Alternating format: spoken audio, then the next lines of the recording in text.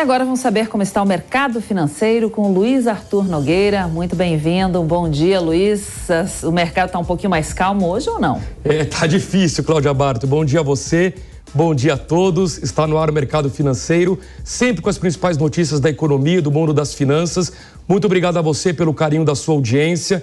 O governo Lula vem produzindo inúmeras polêmicas que acabam agitando o mercado financeiro. O fato é que hoje é sexta-feira e foi mais uma semana ruim para a Bolsa de Valores. E ontem o presidente Lula voltou a pressionar o Banco Central para reduzir na marra a taxa de juros. E na marra não vai funcionar, o efeito vai ser contrário, vai piorar o índice de confiança na economia, vai cair bolsa, vai subir dólar, vai piorar a projeção para a inflação, o que em última análise vai obrigar o Banco Central ou a manter os juros ou ainda subir a taxa Selic, portanto o efeito é contrário.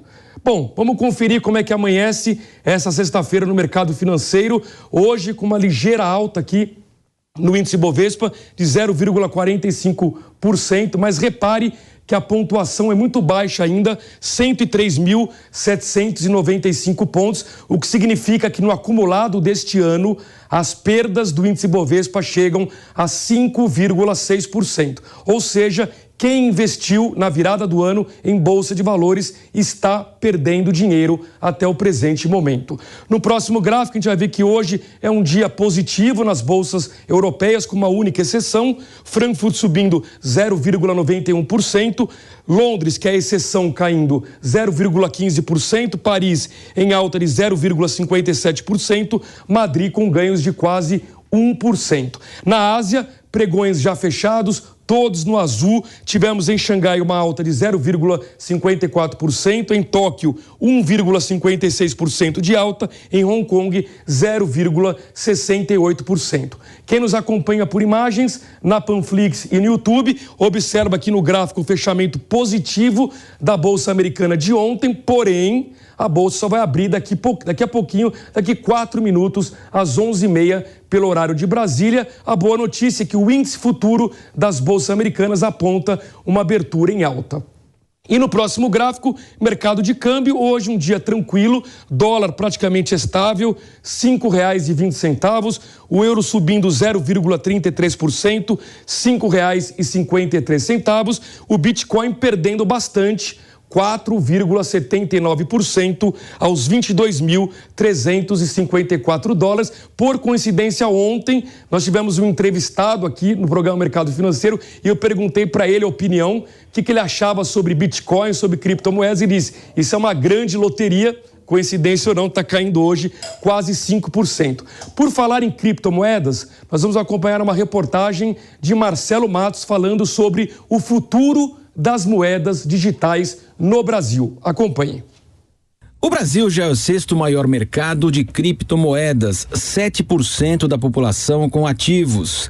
Ainda longe do líder, os Estados Unidos, com 46 milhões de adeptos, 13% da população. A adesão da nova economia cresce no país, mas distante da grande maioria dos brasileiros e com desconfianças fundamentadas de investidores também. Após a falência de gigantes em 2022, como a norte-americana FTX. O presidente Bolsonaro sancionou a lei que define os ativos virtuais e pune as fraudes em dezembro de 2022. Decretos regulamentadores ainda são aguardados. O presidente da Comissão de Valores Mobiliários, João Pedro Nascimento, defende maior transparência às criptomoedas. É muito importante que qualquer oportunidade de investimento que venha a ser ofertada ao público em geral em relação à criptoeconomia seja realizada com uma linguagem acessível, compreensível, que alcance de fato o público em geral. Então o foco é na transparência, no regime informacional, é na adequada prestação das informações para que o destinatário da informação possa formar o seu juízo de mérito, o seu juízo de valor e daí então poder realizar o investimento. O Brasil tem um tamanho continental, são realidades muito diferentes em cada estado, sem contar que muitas pessoas ainda não têm acesso à internet, cobertura da rede, bem como um smartphone. Mas o Brasil possui um dos mercados financeiros mais sofisticados do mundo.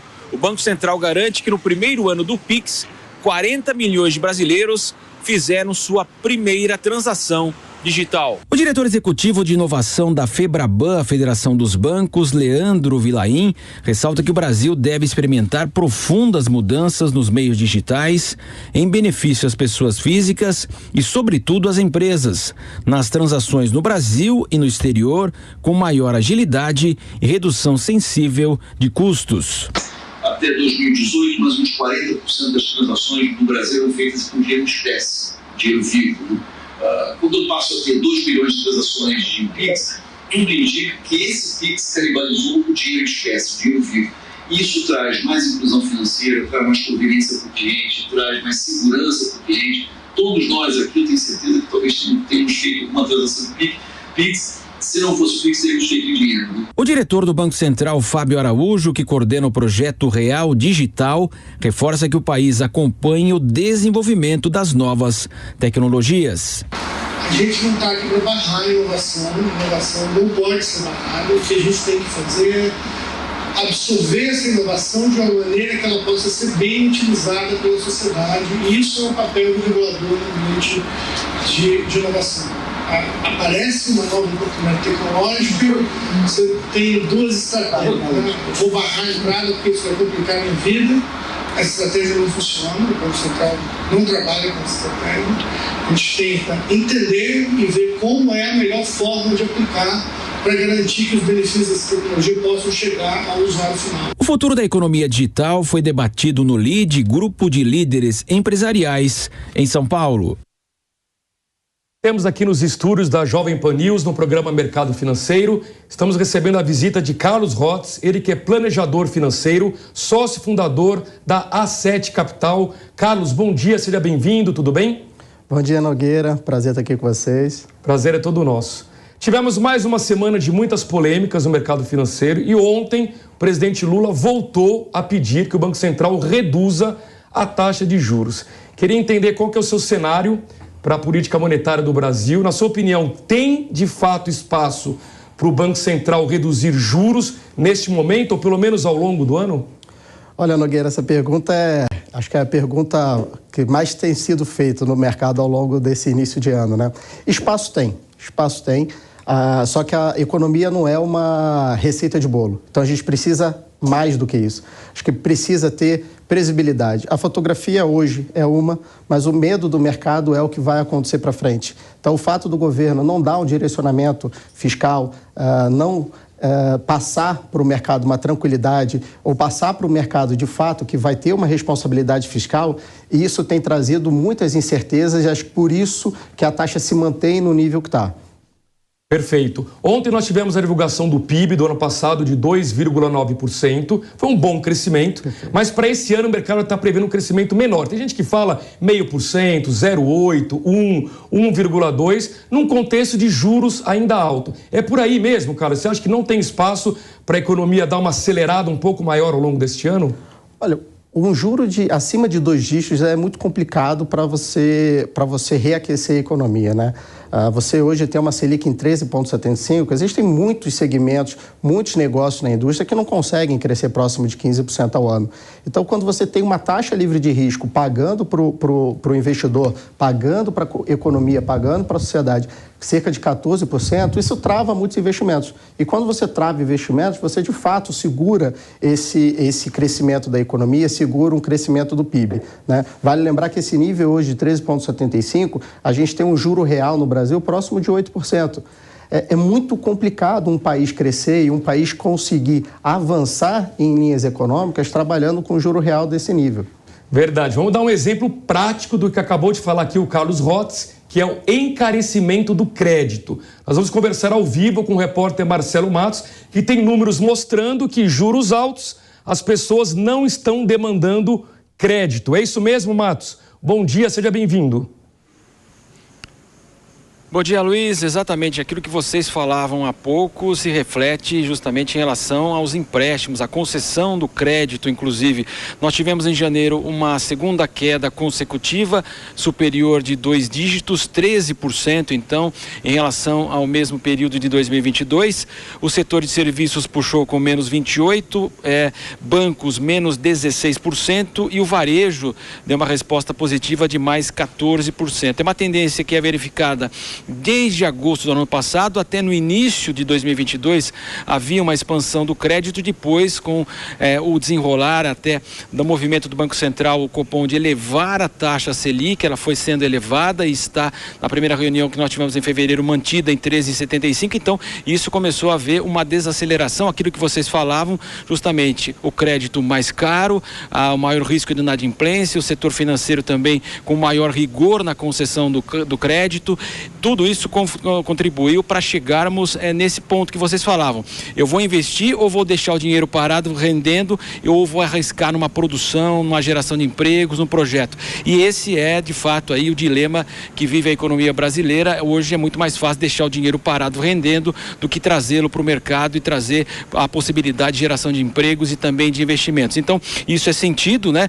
E nós sabemos que de junho até dezembro uma queda de menos 7% na concessão do crédito, e fica toda essa questão. Agora, nós tivemos em janeiro ainda a resposta clara dos supermercados, mais 41%, é um setor que, claro, todo mundo vai ter que comer, vai ter que colocar lá itens de higiene e limpeza básicos na sua residência. Então, os supermercados, mesmo na pandemia, responderam e continuam respondendo. Questão dos móveis, 30%, também lojas de departamento, mais 7%, mas nós tivemos aí um recuo de 17% em relação aos eletrodomésticos e também em relação ao vestuário. Mas é isso que vocês estão dizendo. Então, na prática, a concessão caiu e os reflexos vocês estão debatendo aí no mercado financeiro, Luiz.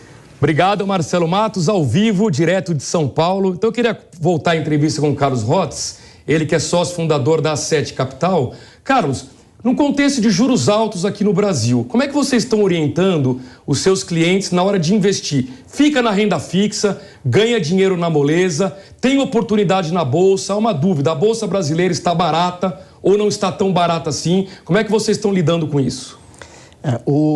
Olhando há 2 anos atrás, parecia ser quase utópico a gente pensar na renda fixa, né? Pensar na taxa livre de risco voltando a pagar no Brasil acima de 1% ao mês, e isso já é uma realidade, né, Nogueira? Então, hoje, o investidor que é, de fato, conservador, ele tem diversas alternativas, seja ativos de renda fixa atrelados ao CDI, seja ativos pré-fixados, que dão para ele hoje a tranquilidade de estar acima do CDI. O que a gente tem orientado os nossos clientes, até por conta das incertezas, né? Vale lembrar que boa parte do governo e todas essas incertezas, a bala de prata do governo Lula é que, com o arcabouço fiscal sendo apresentado agora em março, o mercado diminua as incertezas, comece a tentar desenhar um melhor rumo para a economia. Mas mesmo com esse cenário, a gente ainda não sabe o que vai acontecer para frente. Vale lembrar que a gente tem ainda 2 diretores do Banco Central a serem anunciados, a gente ainda tem mais 3 mandatos de governo. Então, para os clientes conservadores, a gente tem indicado ativos atrelados à inflação. Então, hoje você consegue acessar ativos atrelados à inflação acima de 6,5% nos ativos de tesouro direto, nos ativos de crédito, com isenção de imposto de renda para pessoa física, as taxas chegam a próximo de 8% acima da inflação líquido. Então, isso dá uma tranquilidade para o investidor para ganhar dinheiro, na verdade, de forma segura, independentemente do cenário. Seja um cenário mais positivo ou um cenário mais negativo para os próximos meses, para os próximos anos, que seja, você está indiretamente atrelado à inflação, é uma segurança. Você perguntou da Bolsa. O cliente que é um pouco mais agressivo, que ele pensa, de fato, no investimento de longo prazo e não necessariamente numa aplicação de recurso,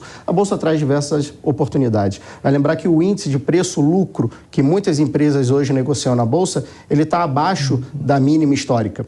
Então, existem oportunidades, tem muitas empresas de fato na Bolsa geradoras de caixa, que têm uma estrutura de dívida redonda e que estão sofrendo por conta dessas incertezas. incertezas. Isso vai significar uma tranquilidade? Vamos comprar a bolsa hoje pensando daqui 2, 3 meses? Eu acho que não. O investidor que olha isso, talvez ele precise aguardar um caminho um pouco mais claro da economia, do próprio governo. Agora, o investidor que pensa de fato a longo prazo tem bastante oportunidade também na parte de renda variável. Agora, Carlos, quando a gente fala de bolsa, inevitável. Tem uma empresa chamada Petrobras, que é uma das principais ações da bolsa, pagando dividendos bilionários, lucro recorde, porém é alvo de muitas críticas do próprio governo Lula. A pergunta é, faz sentido ter num portfólio de ações empresas estatais como a Petrobras ou o risco político neste momento não compensa?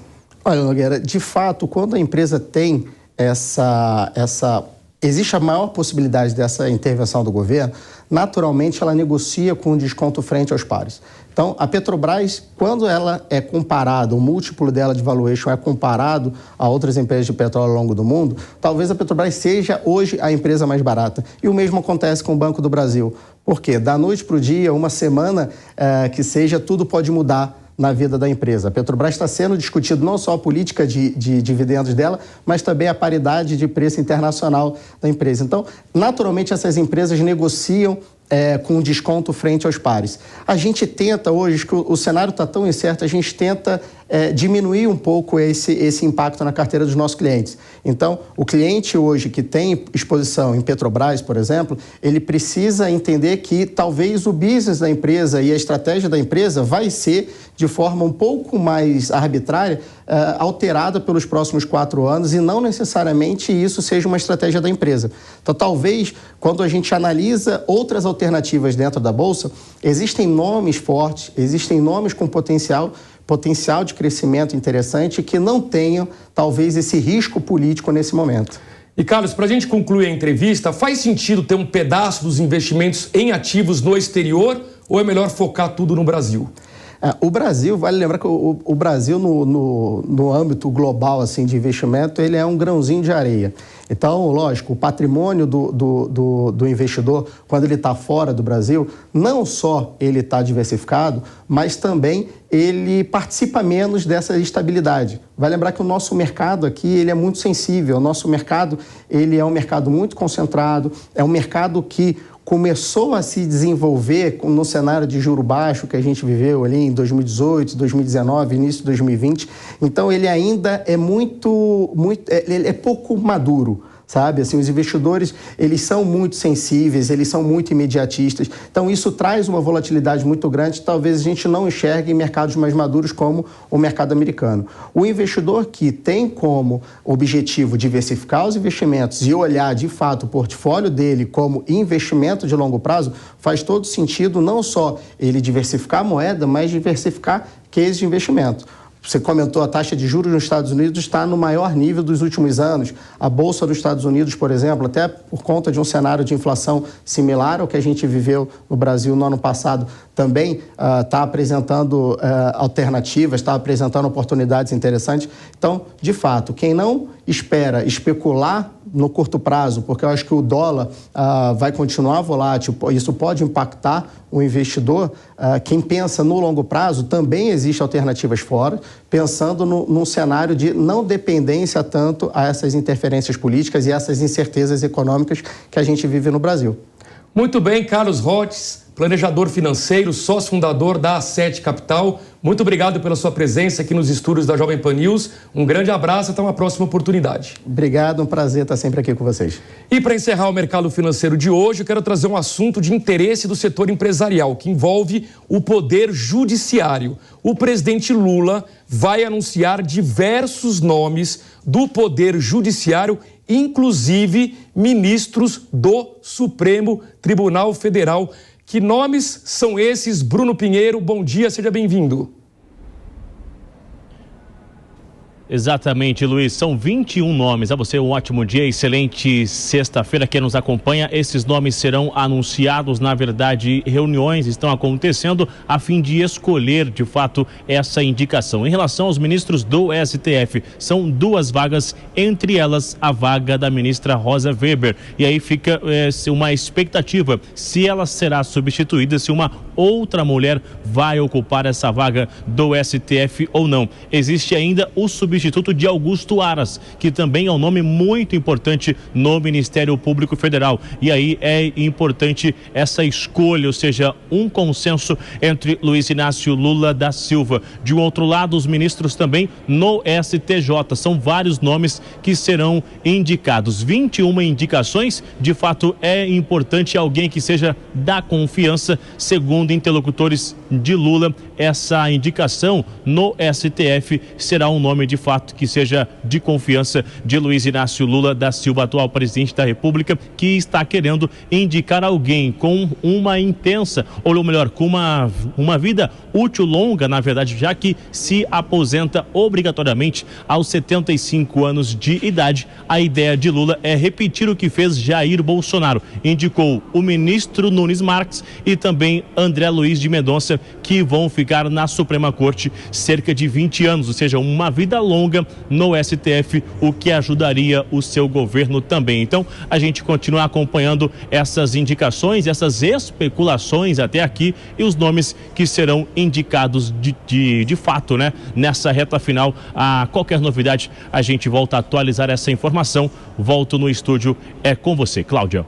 Obrigada aí, Bruno Pinheiro, pelas suas informações. Bom trabalho por aí.